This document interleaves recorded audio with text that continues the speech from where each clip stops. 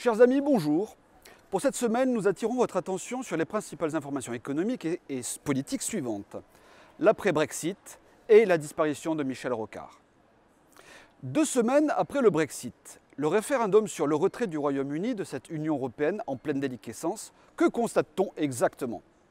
Que la Terre continue de tourner, que la Tamise n'a pas débordé et que la vie des Britanniques n'a pas basculé dans le néant, selon les prédictions alarmistes du camp des anti-Brexit. Tous ces eurogagas nous expliquaient que quitter l'Union européenne était impossible. Ils insultaient les pro-Brexit, des décideurs, je pense à Jean-Claude Juncker, président de la Commission européenne, ennemi des référendums, qui pérorait qu'il ne peut y avoir de choix démocratique contre les traités européens. Ou encore le Nostradamus de l'économie, Jacques Attali, qui de manière péremptoire disait que la construction européenne était irréversible. Ou encore le président du Conseil européen, qui nous prédisait, lui, carrément, la fin de la civilisation occidentale, rien que ça. L'apocalypse selon Donald Tusk. Ce que les Britanniques ont clamé souverainement le 23 juin, c'est que l'Union européenne est réversible. C'est une nouvelle démonstration historique que seul le peuple a le droit de décider de son destin par lui-même. Les traités, ou plutôt les diktats qui constituent l'Union européenne, ne sont pas éternels et peuvent être remis en cause, même si cela choque tous les apparatchiks de cette Union soviétique européenne. Mais en plus des menaces politiques, les vampires de la finance ont été de la partie, comme par exemple M. Soros, le spéculateur apatride contre les États, qui menaçait même d'un vendredi noir, c'est-à-dire un énorme krach financier, dès le lendemain du vote. Alors, où est cet apocalypse? Nulle part. Tout cela est grotesque. Même James Dyson, le célèbre chef d'entreprise anglais, juge que la Grande-Bretagne a plus à gagner qu'à perdre en sortant de l'Union européenne. Il dit « Nous créerons plus de richesses et d'emplois en étant dehors de l'Union européenne qu'en étant à l'intérieur. Et nous serons maîtres de notre destin. » Il a raison. Les marchés financiers ont réagi, mais ont été très loin d'un krach boursier séculaire. La livre sterling a chuté, certes, mais cette baisse ne fait que ramener le taux de change surévalué à un niveau plus normal. Cela pourrait même, à moyen terme, aider le Royaume-Uni à réduire son énorme déficit commercial. Au final, toutes ces prédictions apocalyptiques étaient encore des mensonges destinés à effrayer les citoyens, mais le sentiment de liberté est plus fort que tout. Après ce vent d'hystérie collective, il faut remettre calmement les choses en perspective. Le Brexit doit se faire, mais en douceur. D'ailleurs, c'est d'abord l'intérêt commercial des pays continentaux européens, car le Royaume-Uni importe 10 fois plus qu'il n'exporte. 100 milliards de livres sterling contre 10 milliards d'exports. Ce serait un suicide commercial en cas de mauvaise volonté de l'Union européenne. Dans la longue histoire des échanges entre le Royaume-Uni et le reste de l'Europe, les traités commerciaux seront renégociés au fur et à mesure sous forme d'accords bilatéraux, comme c'était le cas avant l'Union, ce qui a d'ailleurs fait la puissance économique mondiale du Royaume-Uni. Les échanges continueront à se faire et les entreprises pourront continuer à exporter et à importer avec ce pays qui constitue un des principaux partenaires économiques, notamment de la France. Mais ce nouveau contexte représente aussi des opportunités pour la France. C'est par exemple le cas pour la place financière parisienne qui pourrait augmenter ses volumes d'activité par la relocalisation des banques et sièges d'entreprises en France. Une excellente nouvelle pour la place financière de Paris et la France qui a les meilleurs atouts en Europe pour accueillir ses sièges sociaux et leurs salariés impatriés. Pour ce faire, la France doit réclamer officiellement le rapatriement du passeport financier européen sur le continent.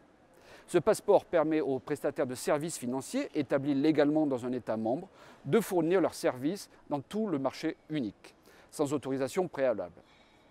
Autre illustration des bienfaits que peut amener le Brexit, Manuel Valls lui-même a annoncé hier, de manière opportuniste, vouloir réduire le taux d'imposition des sociétés à 28%, au lieu de 33% actuellement, afin de s'aligner avec le Royaume-Uni. Le seul problème est que ce Manuel Valls a encore une guerre de retard puisque l'Allemagne est déjà à 15,8% et le Royaume-Uni veut passer à 15%. Le Brexit n'est donc pas la catastrophe annoncée et bien au contraire, il pourrait être le point de départ d'une nouvelle coopération internationale fructueuse pour la France. Mais arrêtons d'écouter les dirigeants UMPS et les technocrates bruxellois qui n'ont que seul objectif que celui de maintenir un système ultralibéral totalitaire qui ne profite qu'à eux et à leurs amis. Faisons confiance à Marine Le Pen dans le cadre d'un Frexit bien négocié. Dans l'actualité cette semaine, il y a bien sûr la mort de Michel Rocard, figure emblématique de la vie politique française des années Mitterrand. Premier ministre 3 ans, il était le tenant de la deuxième gauche et aussi pro-Europe de Bruxelles et pro-immigration. Je salue l'homme qui avait une certaine stature, une intelligence vive. Mais il faut rappeler ce qu'a été la gauche de cette époque des années 80-90 en France, où Michel Rocard était ministre, Premier ministre, puis premier secrétaire du Parti socialiste. C'était la gauche caviar des Bernard Tapie, des affaires Pelat, Société Générale, Urbain Graco, Carrefour du Développement, Tragère et bien d'autres. Cette pseudo-gauche qui, avec Jacques Delors, a supprimé l'amortisseur de l'inflation, la fameuse échelle mobile des salaires. Une mesure terriblement antisociale qui gèle le pouvoir d'achat des salariés depuis 35 ans. La gauche Harlem Désir de SOS Racisme, où se sont mis en place les politiques de culpabilisation des Français qui les ont contraints à accepter sans broncher des millions d'immigrés économiques sous peine d'être taxés de racistes. La gauche est passée à cette époque charnière d'un parti défendant la classe laborieuse à un cénacle de trotskistes qui voit dans l'immigration et les minorités le nouveau prolétariat et surtout son salut électoral.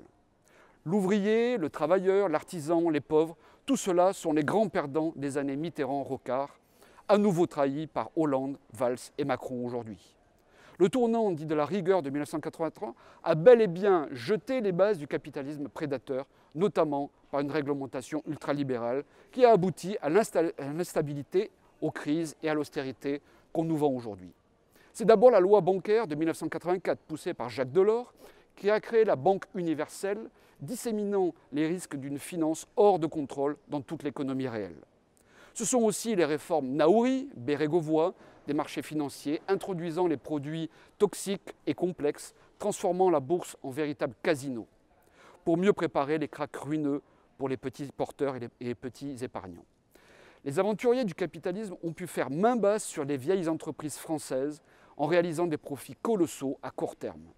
Alors Michel Rocard a eu beau déclarer que la France ne pouvait pas accueillir toute la misère du monde, c'est pourtant l'inverse qu'il a fait, comme le chef du gouvernement, en revenant sur toutes les timides réformes du Code de la nationalité de Charles Pasqua.